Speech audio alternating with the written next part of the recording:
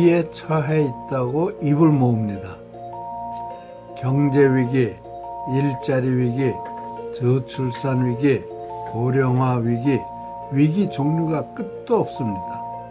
거기다 안보 위기입니다. 과연 어떤 위기가 대한민국의 위기인가요? 1997년 IMF 구제금융에 의한 경제 위기가 있었습니다. 2008년 미국에서 시작된 금융 위기 때문에 우리 경제가 휘청거렸습니다. 이런 위기는 대한민국의 위기가 아닙니다. 1997년 IMF 위기, 2008년 금융위기 모두 극복되었습니다. 또 다른 위기가 오겠지만 역시 극복될 것입니다. 금융위기, 경제위기, 일자리 위기 등등 각종 위기는 항상 오고 갑니다. 극복될 수 있는 위기, 오고 가는 위기는 국가위기라고 할 수 없습니다. 대한민국의 위기란 대한민국의 존립 자체를 위협하는 위기를 말하는 것입니다. 대한민국이 한번 없어지면 다시 돌아오지 않습니다. 대한민국을 풀어서 보겠습니다.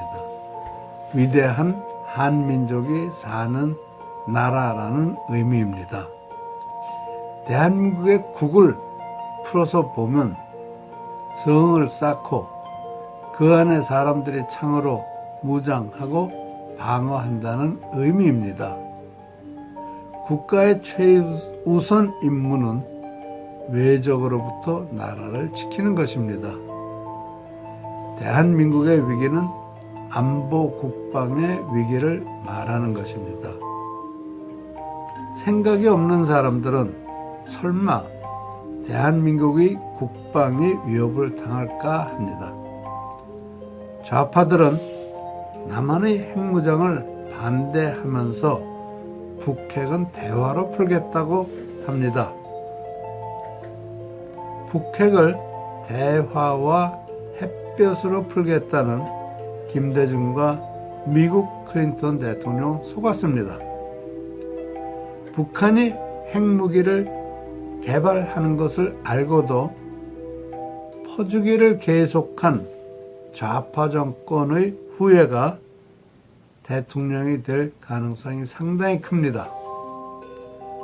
그런데도 찍을 사람이 없어 투표 안 할랍니다 하는 보수 우파가 있다는 것을 보면 저분들이 무슨 생각을 하나 싶습니다. 대한민국을 그냥 넘겨주자는 것은 아니겠죠. 문재인, 안철수 후보 모두 북한과 대화로 북핵을 풀자고 합니다. 김대중 대통령도, 노무현 대통령도, 클린턴 대통령도, 미국의 어떤 대통령도 말로 풀지 못한 것을 문재인, 안철수가 어떻게 말로 풀겠다는 것인지 도저히 상상이 가지를 않습니다. 남한은 핵무장을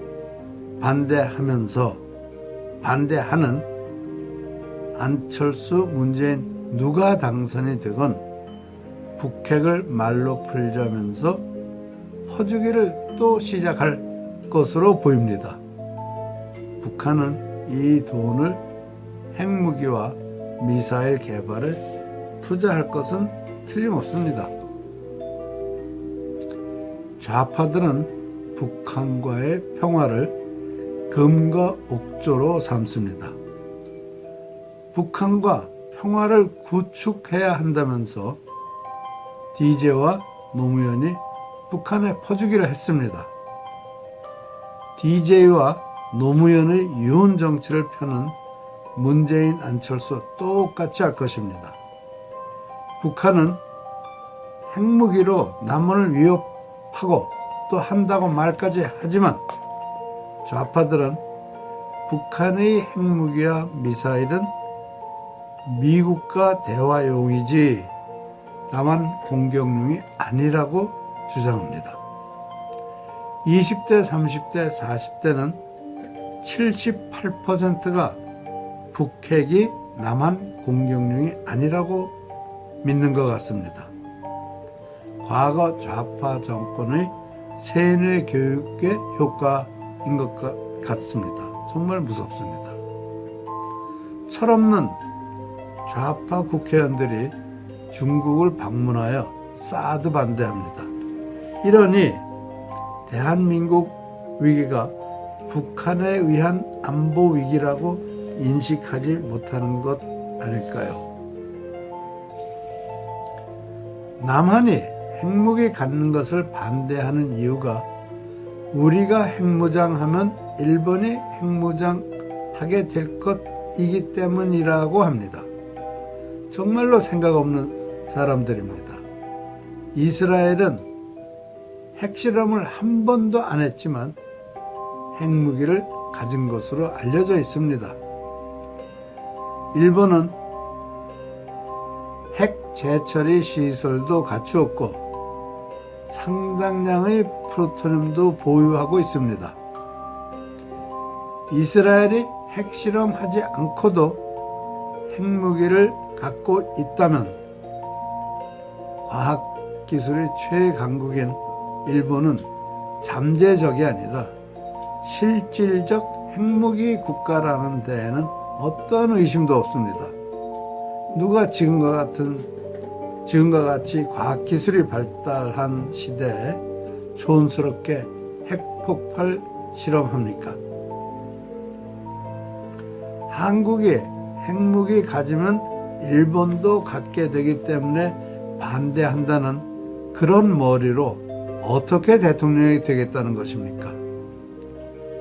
일본이 핵무기를 갖고 있지 않다고 믿는 사람이 어떻게 대통령이 되겠다는 것인지 모르겠습니다. 일본 갖고 있습니다. 단지 말만 안 할 뿐입니다. 일본이 언제 핵무기에 대해 말한 적이 있나요? 일본은 틀림없이 갖고 있을 것입니다. 그래서 우리가 핵무기를 가져도 아무 문제가 없다는 것을 말씀드리는 것입니다. 제발 머리가 있는 지도자를 대통령으로 선출하기 바랍니다. 중국과 북한이 핵무기 갖고 있고 일본도 갖고 있을 것입니다. 일본의 핵무기를 반대하기 때문에 한국의 핵무기를 반대한다는 분이 대통령이 되면 국가의 최우선의 목적이 무엇인지도 모르는 분이 대통령이 되는 셈입니다. 이런 일은 절대로 있어서는 안 됩니다. 국가의 최우선의 목적은 안보와 국방입니다. 좌파가 집권하면 북한과 평화협정 맺자고 할 것입니다. 평화협정은 항복협정입니다. 모든 평화협정은 전쟁으로 끝났습니다. 우리가 힘이 있고 핵무기를 갖고 북한을 압도할 수 있다면 모르지만 지금과 같은 상태에서 북한과 평화협정을 하자는 것은 북한에 의한 남한 침략 통일을 용납하자는 것입니다. 북한은 이미 한번 북남 무력 통일을 시도하였습니다. 기회만 있으면 또 할 것입니다. 그런 기회 자체를 차단해야 합니다. 북한과 평화협정을 맺자는 지도자는 절대로 대통령으로 선출하면 안 됩니다. 경제뿐만 아니라 무력으로도 북한을 압도할 수 있어야 한반도 평화가 정착될 것입니다. 힘에 의한 정치, 힘에 의한 북한 압도를 추구하는 지도자가 대통령이 되어야 합니다. 대한민국의 위기란 경제위기, 일자리 위기가 아니라 존립의 위기입니다. 안보 대통령이 태어나야 하는 이유입니다.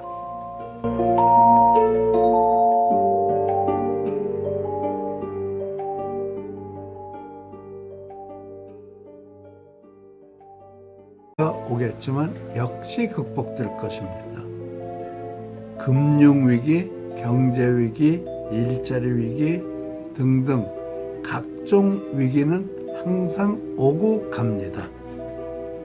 극복될 수 있는 위기, 오고 가는 위기는 국가위기라고 할 수 없습니다. 대한민국의 위기란 대한민국의 존립 자체를 위협하는 위기를 말하는 것입니다. 대한민국이 한번 없어지면 다시 돌아오지 않습니다. 대한민국을 풀어서 보겠습니다. 위대한 한민족이 사는 나라라는 의미입니다.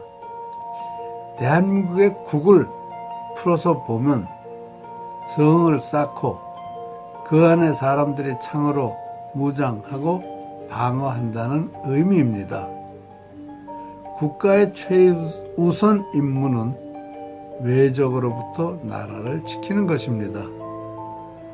대한민국의 위기는 안보 국방의 위기를 말하는 것입니다.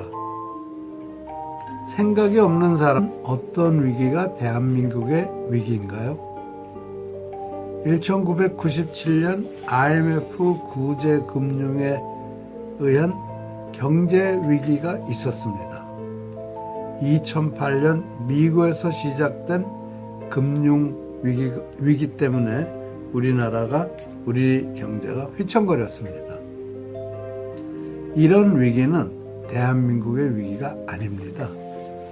1997년 IMF 위기, 2008년 금융위기 모두 극복되었습니다. 또 다른 위기감들은 설마 대한민국의 국방이 위협을 당할까 합니다.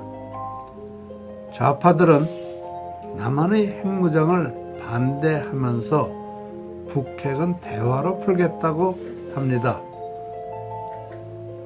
북핵을 대화와 햇볕으로 풀겠다는 김대중과 미국 클린턴 대통령 속았습니다.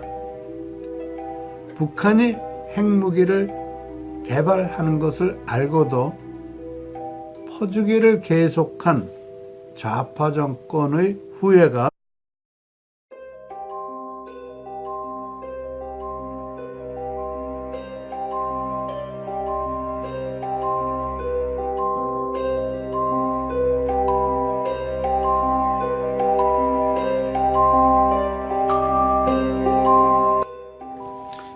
대한민국이 위기에 처해 있다고 입을 모읍니다. 경제위기, 일자리 위기, 저출산 위기, 고령화 위기, 위기 종류가 끝도 없습니다. 거기다 안보 위기입니다. 과연